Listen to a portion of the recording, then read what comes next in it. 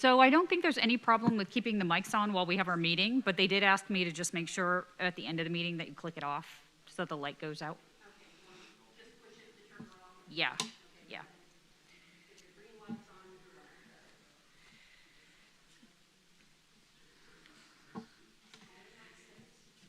Remember, you have a hot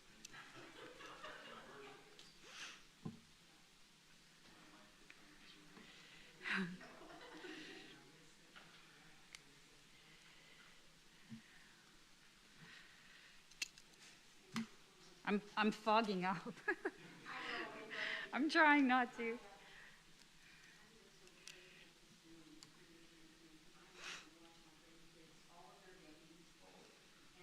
you know, before it was, I was lucky to catch 3 or 4 in season because it was so far away. Now, it's all the time. It's like, I can get an inch grandmother.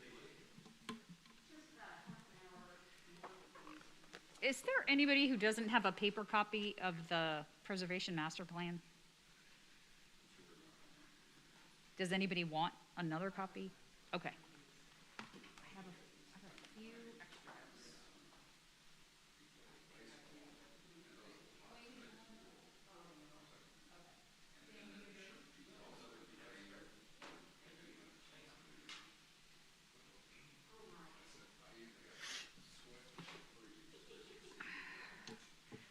Granddaughters are in grandsons in football, baseball, and track, and wrestling in between. Small town, but the rest of the granddaughters, the only one that's really bad is softball. But she also cheers, so everything's.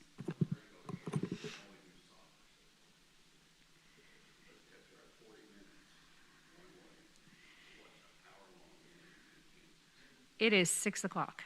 If you want to get started, we do. Chair Twyman? Commissioner Tharp is not present. Commissioner Stevens? Commissioner Argo? Commissioner Goldner? Commissioner Puente is not present. Commissioner Pierce is not present. Commissioner Richey? And Commissioner Digg. And we have a quorum. First order of business is the, if I didn't walk through those and didn't get the order of business, I'm doing really well. Thank you. First order of business would be review and approval of the agenda. Does anyone have any comments to make, or does anyone wish to make a motion to approve the agenda? It has been moved by Commissioner Stevens to approve the agenda for Tuesday, August 2nd. Do I have a second?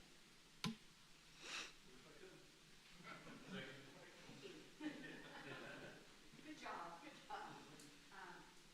It has been moved and seconded that we approve the agenda for this evening. Any comments?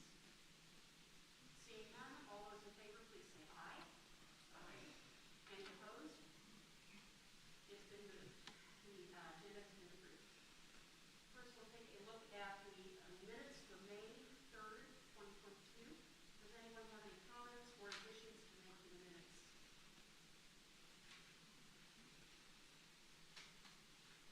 See, this really is tough. Okay. Would anyone like to move the minutes, approval of the minutes? I know the word here. Yeah, I know. Okay. Dwayne moves the approval. Would one of you like to do that, please? Thank you. The chair appreciates this.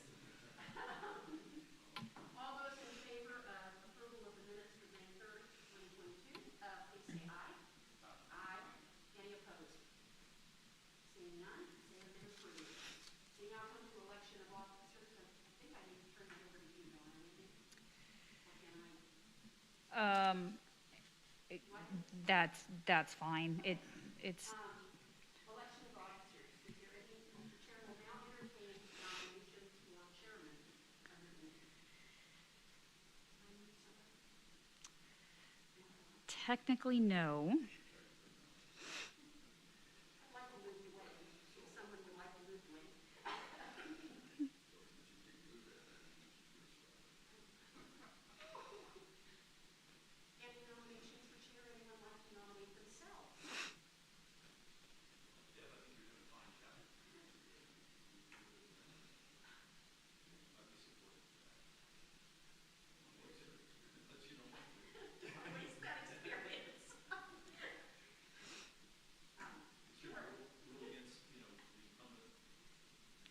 No, we've had chairs that have run back to back.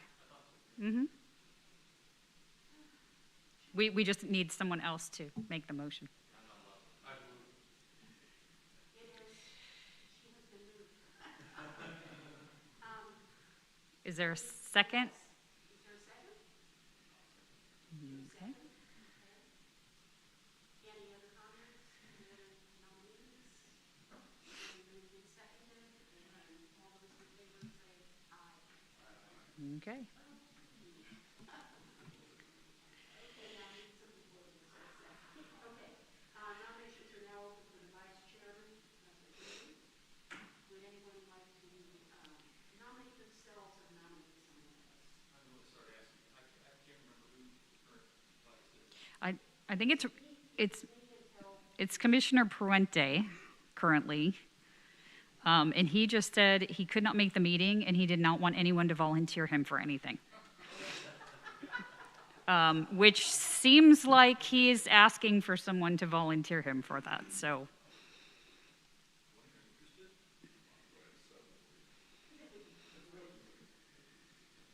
would anyone else like to second? Do we have a first? Oh, do we have a first? Well done, well done, well done. Okay, Josh has nominated Wayne, and Leah seconded. Just sort of for the benefit of our new gentleman here, Carol and I are ex officio members of the Commission on Conservation Residential Library, National Park Service, and correct me if I'm wrong. We're not allowed to make a motion. We're not allowed to vote. We can speak, otherwise on the top of land. We're allowed to speak and voice our opinions, but we're not, our agencies, agencies of our government, we're not permitted to. Okay. I was wondering. The federal government determined that they did not want to unduly influence local politics in any way, and so they asked that they no longer have any privilege of voting. However, they've been changed from ex officio to advisory members now. Yeah, that was done at the council meeting. Mm-hmm. You are advisory members. As you are non-voting members, you are considered advisory members. Does that affect the term length at all in terms of our, we serve No. the Nothing else changed other than your voting status and your title. Mm-hmm.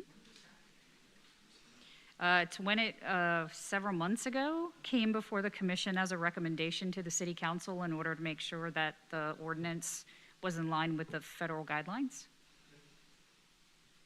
And we all went down to this.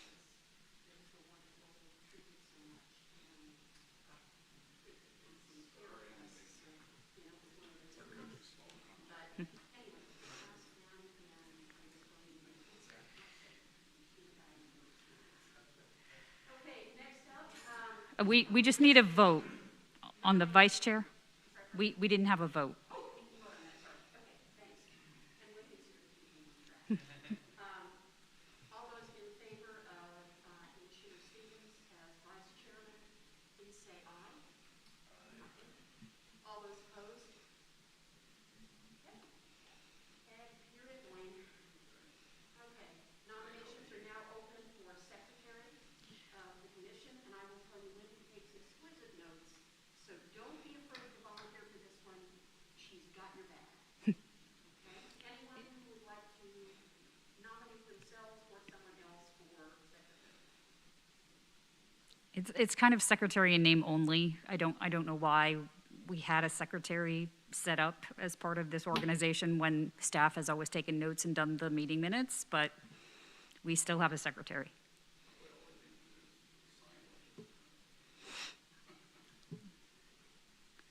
Oh, you just get a little title under your name. Yeah. Are you willing? Okay, there we go. We have a self-nomination. I like that. Josh is self-nominating himself for secretary. Do we have a second? A second. There we go. Okay, we have a second. Okay. And made the motion? I'm sorry. It was Josh self-nominated. Okay, I don't think technically you can do that. So could we have just anybody? There you go. Okay, and then you need a second, and Wayne seconds. There you go. That'll work. There we are. Anyone else wish to nominate? And seeing no other nominations, we'll vote on this. All those in favor of making Josh our brand new secretary, please say aye. Aye. Any opposed? Seeing none, congratulations. Okay, and we move on to certificates of appropriateness. And this is for North Dodgen Street. We're going to consider a certificate of appropriateness for the installation of a monument sign. Has everybody had a chance to take a look at that? Okay. Would you wish to fill the chair and opinion on this particular item? Madam Chair, I would just ask that you read the public statement. Okay. As chair, I wish to state for the record that the commission guidelines, procedures, the qualifications of commission members, staff, and any consultants are made part of the record at each public meeting. Each application is considered on its own merits, although prior commission decisions may be considered in making a decision with respect to any individual application or project. Okay. So the commission tonight is asked to consider a certificate of appropriateness application HC01-22 for the installation of a monument sign at 501 North Dodgen. The applicant and owner is the Truman Heritage Habitat for Humanity. The property in question is a local landmark. It's the Hiram Young School, constructed in 1934, and you can see the school in the picture in front of you there. The property was locally designated in 2006 and purchased by Habitat in the mid-2010s. The applicant is proposing to install a freestanding monument sign for the purposes of promoting the Hiram Young School Homeownership Center. The stone and aluminum sign will measure 16 feet 3 inches long and approximately 7 feet 9 inches tall, and will display the name and logo of the organization. The sign's stone exterior complements the blonde brick and stone coping found on the building, as well as the adjacent stone retaining wall, which you can see in the picture. The proposed sign will be located near Dodgen Street, which is south of the new concrete walkway, also seen in the picture, that leads east to the parking lot in front of the building. And the sign will be backlit to provide illumination in the evening. And I am just gonna skip to the staff's recommendation. The proposed freestanding monument sign is appropriate in scale, massing, and materials in relation to the historic Young School building to the east. The proposed materials complement both the blonde brick and stone on the historic building, as well as the adjacent stone retaining wall. The location of the sign means that it will not block the front facade of the building, but can be readily viewed from the right-of-way. Further, the sign is also considered reversible in nature. Based on these facts, staff supports the installation of the monument sign as proposed. Just for our new members, you have 4 options for actions, and that includes approval, approval with conditions, denial, and a continuation of the item with some direction for staff to give to the property owner. I did make the property owner aware, along with the sign representative, that they were not required to come to the meeting, but that they were encouraged to do so. And if they did not attend, that I would convey whatever information was gathered at the meeting, including whether or not it was approved or denied, and help them move on with their sign permit if the approval is in place. So I'll just go through the pictures. This is looking east at the Young School building from basically Dodgen. This is another view of the walkway, the new walkway that they just recently put in. This is a view from the school looking straight west. So you can see that that sign will not interfere with the view, and it will not block the building, particularly because of its orientation. And that is all. If you have any specific questions about the photos that I've taken or something in the staff report, I'm happy to answer those questions. Otherwise, I turn it back over to the commission.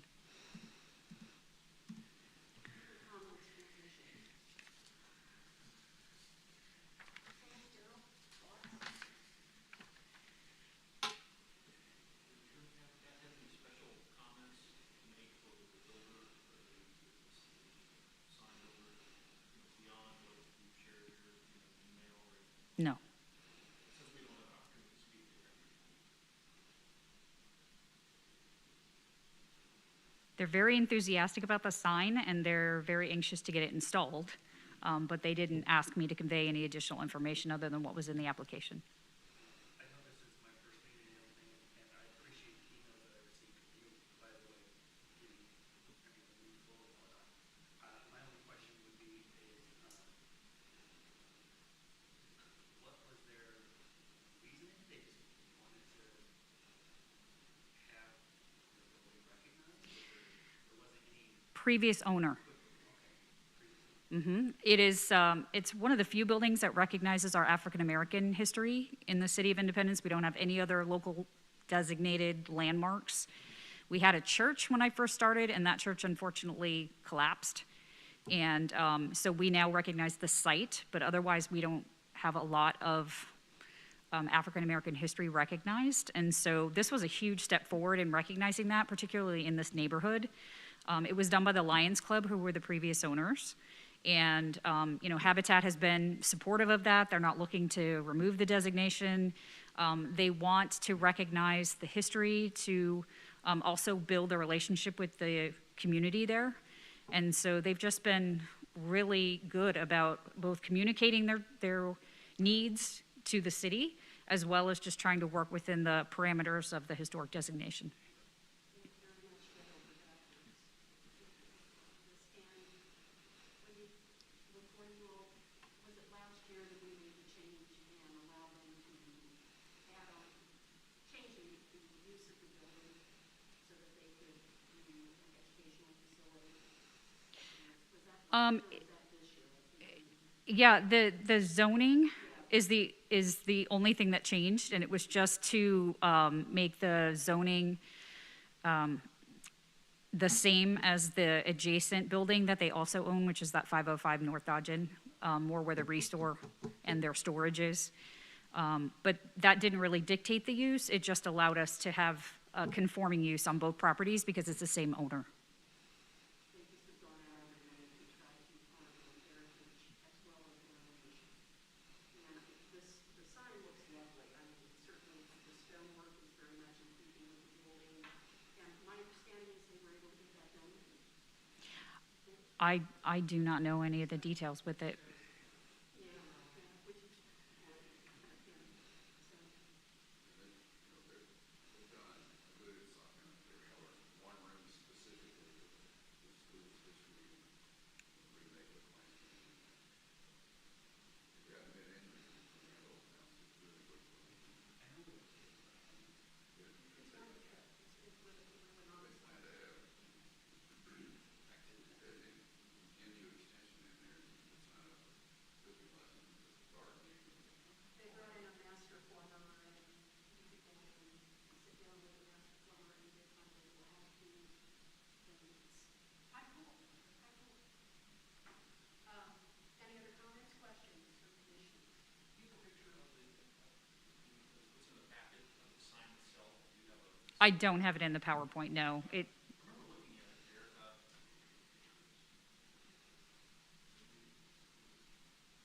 Yeah, I think it looks great. I guess the aluminum, I'm wondering though, with the tendency around here of tagging with spray paint, how hard it would be to, graffiti, how hard it would be to clean. Yeah, I don't know that they're going to have any special coating or anything on it, but, tagging happens. So if it does, it wouldn't be any different than if they tag the building or the retaining wall. I'm sure they would want to clean it off and make sure that it, I mean, I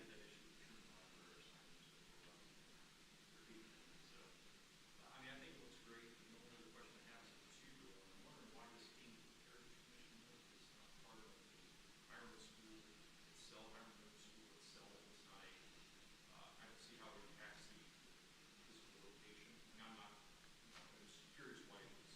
the landmark designation is tied to the property and not the building. Thank you.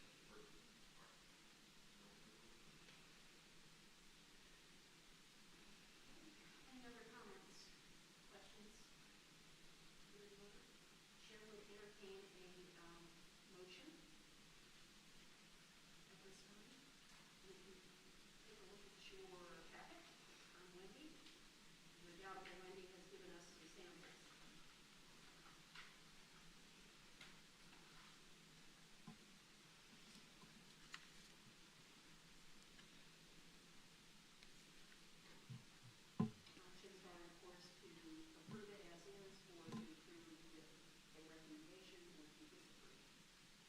or to continue. or to continue?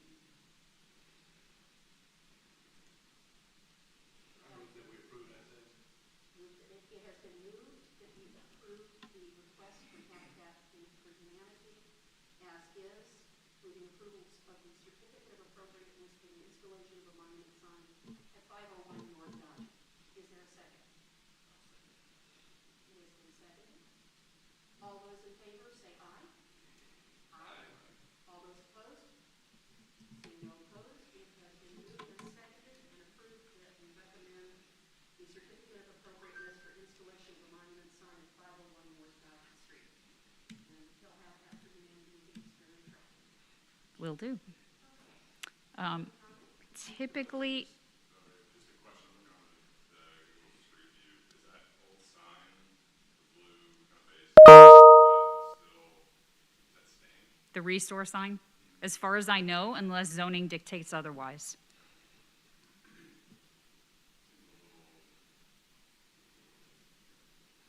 Well, it is advertising the restore. This is advertising the homeownership assistance.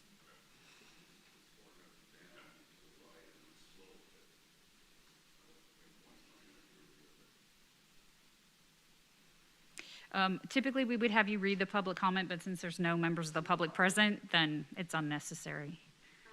Any comments from Heritage Commissioners at this time?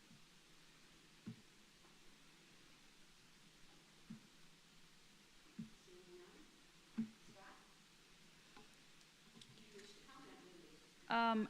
We had our workshop on Saturday that was covering researching your historic property. We didn't have a huge group, but we had about 5 people that attended. And they were all very enthusiastic about the topic. They also really liked the idea of these summer workshops. So my hope is to be able to get professionals in, utilizing a little bit of the HP budget in order to cover different topics for historic property owners. And so my hope is that we can go ahead and I can kind of get them to commit in the fall and be able to book them for the following July each year. And that'll be a free workshop. The idea behind this was really in lieu of the funding that we didn't get to start a grant program. We wanted to do a no loan or a no interest loan program for historic property owners and landmark owners. And the intent is that it is a revolving loan and that after about 4 years of requesting the money, then it would be self-sustaining. But the council did not approve that request, so we went ahead and kind of, well, we meaning me, took a look at the offerings that we could do within the budget that we have, and so this workshop idea popped up. And so hopefully it will be reconsidered over the next budget, but even without that, I think it's just always good to be able to provide additional information to historic property owners. And because it's historic property owners and not just the district, that widens it to probably about half the city, because whether or not it's designated or not, they're 50 years or older, it's considered historic. And so our inventory is vastly growing, especially with these 1920s up to the 1970s buildings coming into that 100-year and 50-year anniversary mark. So other than that, we are looking at the architectural walking tours that we offer, which are free walking tours. The September, October, and November dates and the topics were all announced. I went ahead and shared that on Facebook. If you're not on the Facebook page, that's a really great place to get information specifically about preservation. So I would encourage you to go to Historic Preservation in Independence and go ahead and join that group to get additional information. The walking tours, the first will be given by the National Park Service. We're going to have a discussion about Truman's career path prior to the White House.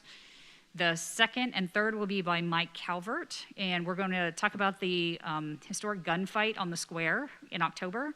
And then Mike's been doing some pretty extensive research on pioneer businesses that were on the square. And so he's going to cover hotels in the 1840s and basically cover the whole 19th century of hotels that were offered on the square, the location, what they look like, different owners, and the different services that they would have provided to people passing through here, but also people who potentially ended up landing here. So I think those are really good, diverse topics this year. These are free. They run from 10 to 11 on the second Saturday of every month in the fall. And the only time that we cancel them is if we have a snowstorm, which we've had to do one time. So, you know, I would encourage you, if you have friends or family coming into town, please encourage them to join us. We've, in the past, before COVID hit, we had about 20 to 25 people, which is a really nice sized walking tour. So I'd really like to build it back up again. We offered them again this last fall, so hopefully we can start moving that momentum forward again and getting more participants. But it's pretty fun, and the topics are good, and our historians are very knowledgeable. So I would encourage you to attend if you get the chance. Otherwise, you know, we're moving into the fall already. And September is typically a month that we offer a virtual option.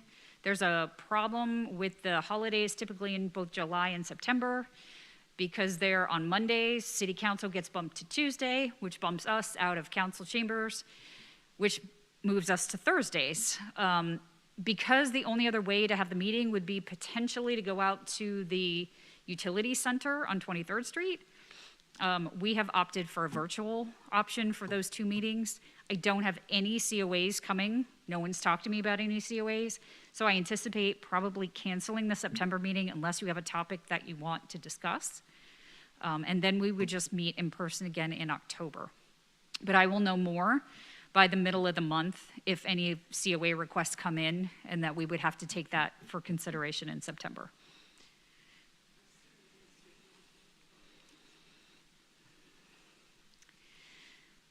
Are there any other questions?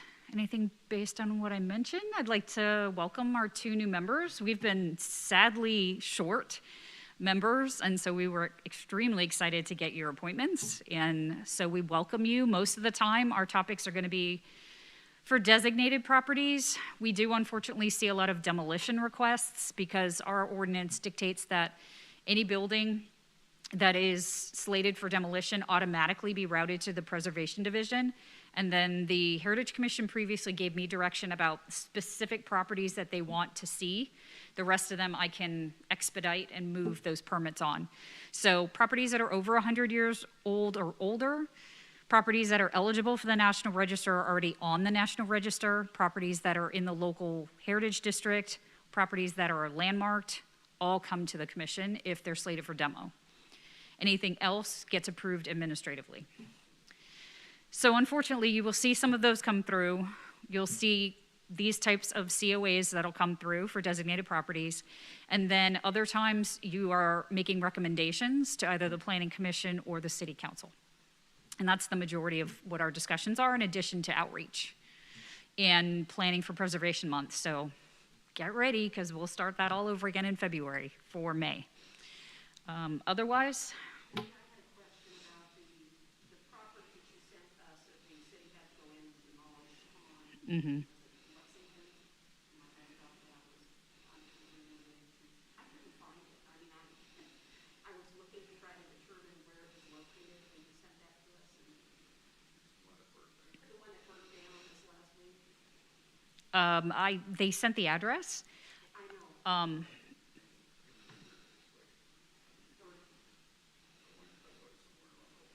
Yeah, I thought so. Well, That's not what the address read as, and I was trying to locate it and went, you know, those are just really FYIs because they're gone. Yeah. In any emergency demo, I try to let the commission know. Every once in a while, someone for the public will come up and ask you what happened to the building on such and such. I thought, you know, you all reviewed that. And so I just let you know if it's an emergency demolition, meaning that it's basically charred beyond recognition. But it's really just an FYI. It won't come to the commission, and there's no additional review. It automatically gets approved through our building department. it's clearly gone, it's just that 1306 Lexington, and because I automatically, when you send that, I try to go, when you send something along those lines, I try to go out immediately and take a look. I don't, only because it's gone. In this case, there really wasn't much to see, but, yeah, okay, all right. Any other comments, questions? Well, I just wonder whatever happened to the solar panel product. I don't have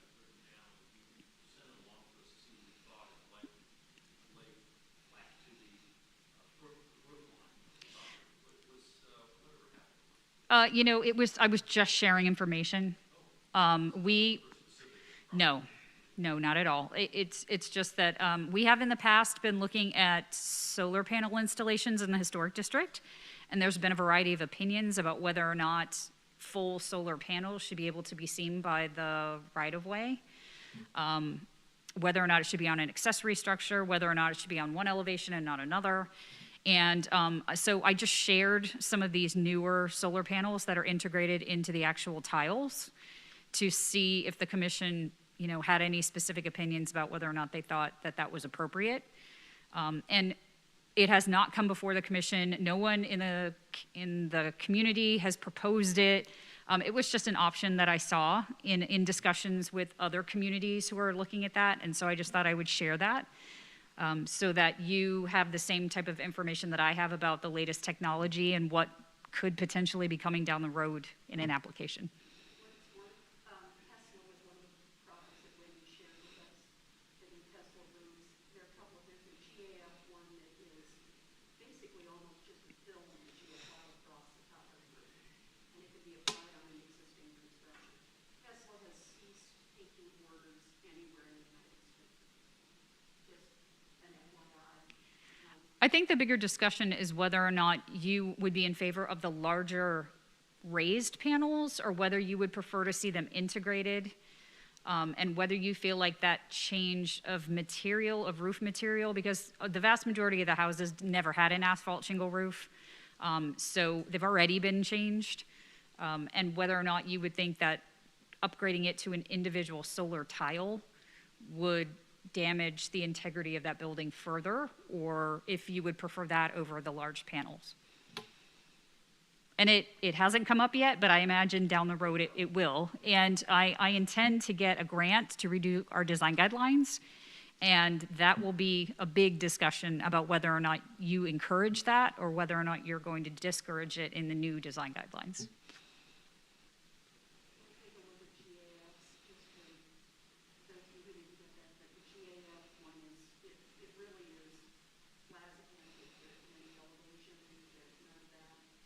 Other than the fact that it's shiny, it's always going to look, it's going to look different, but it doesn't change the elevation or the architectural elements of the house. So it's worth taking a look at. Any other comments, questions? Okay, seeing none, I would entertain a motion to adjourn.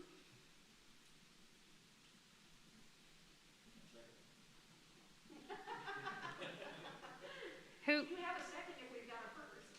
Come on, Mike. Okay, it has been moved and seconded that we adjourn for the evening. All those in favor say aye. Aye. We are adjourned. Please turn off, press the push button and turn off that little green light. I guess.